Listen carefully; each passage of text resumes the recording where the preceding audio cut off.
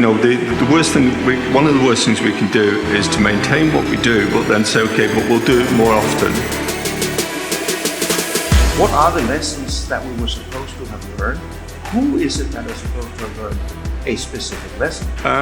So what could we unlearn? I think we have to be very careful that we don't build the lessons from COVID into our everyday behaviours. I think the worst thing we can do is go back and bloat the supply chain even further because we're concerned about our single point of failures.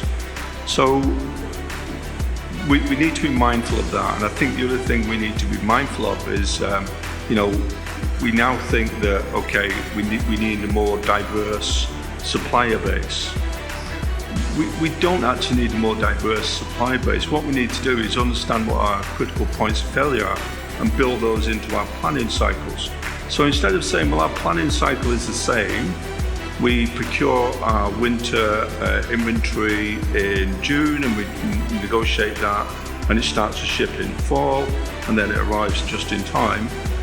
All of that's fine, providing we're using the right information. The worst thing, one of the worst things we can do is to maintain what we do, but then say, okay, but we'll do it more often. We do it with the right data, we do it with the right data set. We start to use data, we start to use technology to stress test our decisions. Instead of making decisions based on the worst case scenario, which just bloats the supply chain, means that we've got the inventory moving at the wrong cost, it's hitting the consumer at the wrong price point, then let's stress test our decisions. And let's spend a lot more time looking at the data that we use to make decisions and what data bias we bring into that. Because one of the challenges with COVID, and we need to unlearn this really quickly, is that we're all biased.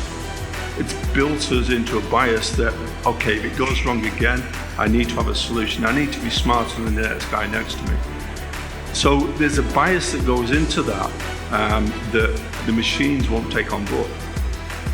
We need to start using the AI and technology, particularly in our forecasting and demand planning and on our procurement planning as well, to make sure that all of that bias is removed.